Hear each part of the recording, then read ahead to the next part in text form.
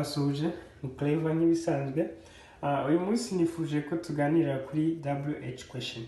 WH question ni iki? WH question ikoreshwa mu gihe ukeneye kubaza cyangwa se kumenya igihe ibintu byabereye, ukabikoresha urimo kubaza, haba mu gihe cyashize cyangwa se igihe kizaza. Izo WH question ni esheshatu, harimo when, where, who, why, what, which. When, where, who, why, what, which. When, use when with about time, where, about place, who, person, why, reason, what, object, idea or action, and which, about things.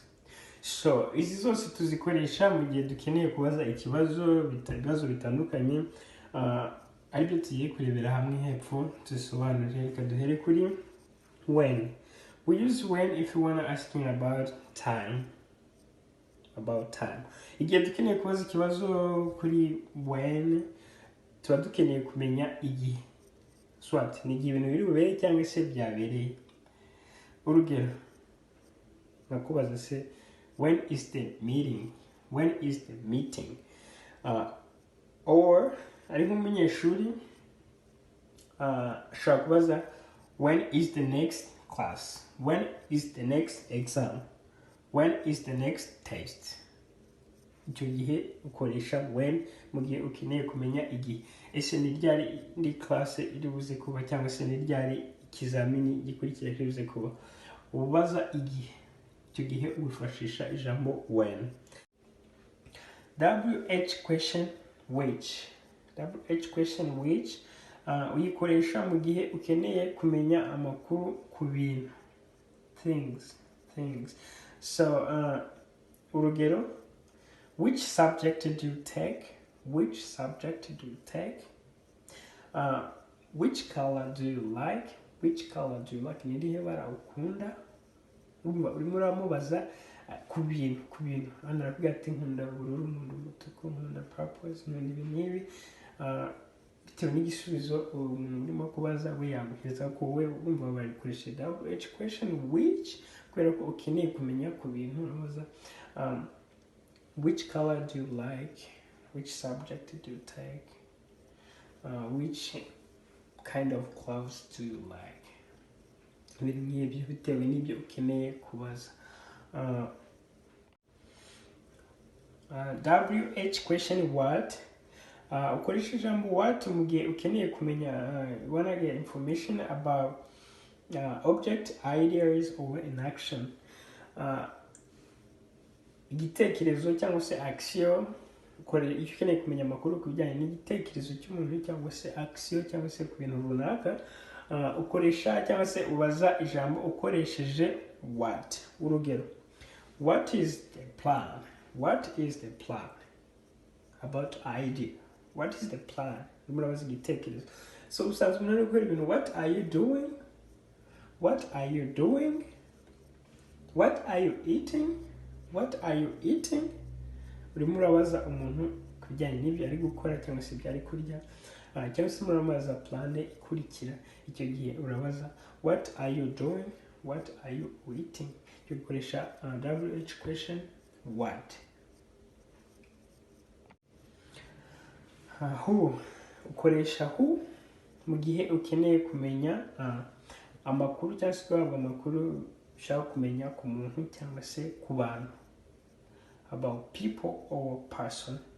Ubaza ijambo who cyangwa se ukoresha WH question who mu gihe ukeneye kumenya amakuru ku muntu cyangwa se ku bantu. Urugero, who is the people are there? Who is the boy wielding the brushade? Who is the boy wielding the brushade? Who is the boy wielding the brushade? Urimo urabaza abo ni bande, cyangwa se uriya ninde wambaye ishati, uriya muhungu ninde wambaye ishati y'ubururu. Wumva arimo urabaza ikibazo ku bantu. Ukeneye kumenya impamvu.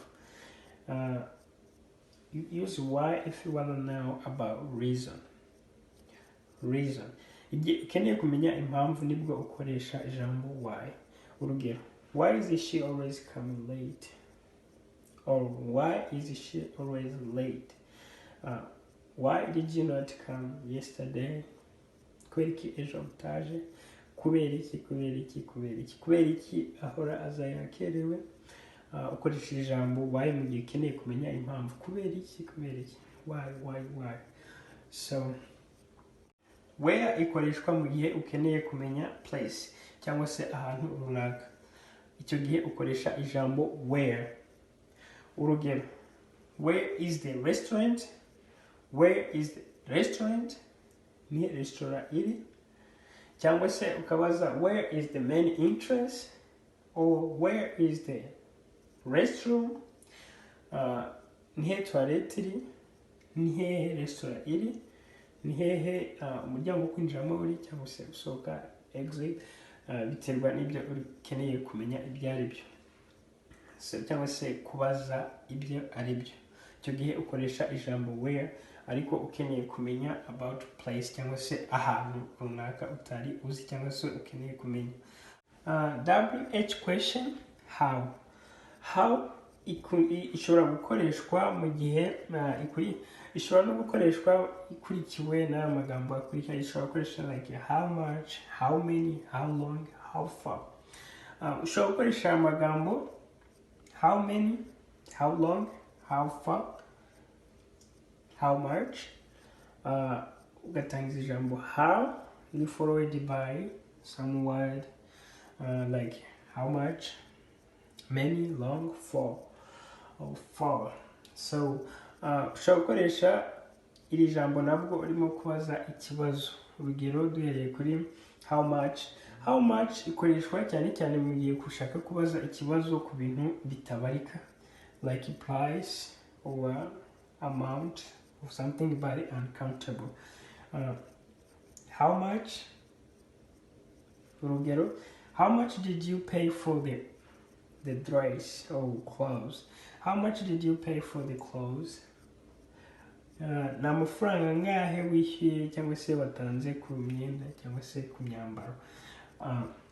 Icyo gihe urumva dukoresheje uncountable, nawe dukoresha how much. About price, mu gihe urimo kubaza nk'ibiciro cyangwa se amount cyangwa se ingano y'ibintu, by the way especially uncountable, mu gihe bitabarika.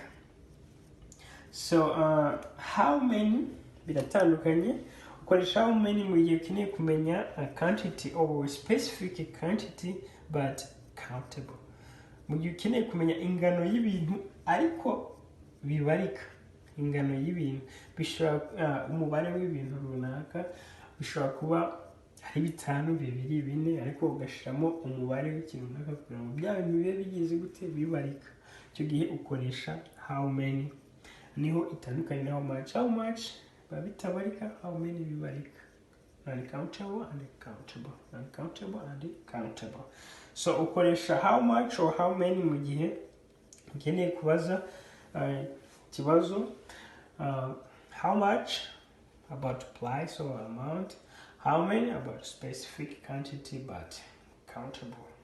But how much, you're asking about price, amount, or non-countable. So urugero hano kuri many, how many shoes did you buy? How many shoes did you buy? Ni inkweto zingahe waguze? Urumva ahita avuganisha 3, 4 bitewe n'ibyo we bisubizo afite muri we. So how long, koresha how long mu gihe ushaka kumenya like a period of time or duration. Koresha how long mu gihe dukeneye kumenya a period of time. Urugero, how long did you stay here? How long have you been here? How long did you stay here? How long did you stay here? How long have you been here? Icyo gihe ukoresha how long mu gihe ukeneye kumenya igihe umuntu amaze, the period of time or time of period. Ugashaka kuvuga ati wenda amaze imyaka 2, maze amasaha 2, maze imyaka 5, maze igihe kingana gutya na gutya. Icyo gihe akoresha how long. So how far, koresha how far mu gihe ukeneye kumenya about distance, mu gihe ukeneye kumenya nka distance y'ahantu n'ahandi iri hagati y'ahantu naho. Wenda urugero ukoresha igihe kingana iki cyangwa se ni kure bingana iki kuva iwawe kugera ku kazi, ni kure bingana iki kuva aha n'aha kugera aha n'aha. Ushobora gutangiza ikibazo WH question, how HOW, so kongeraho FAO. Ndizera ko mwaryohewe n'isomo, kugira ngo dukomeze dushireho amasomo menshi cyangwa se twa uploading video nyinshi, kuko hari byinshi dukeneye kwiga tukaganiraho. Niba ari byo mbona twakosora, mukandika comment aho hasi gatoya, ubundi ciao, thank you so much.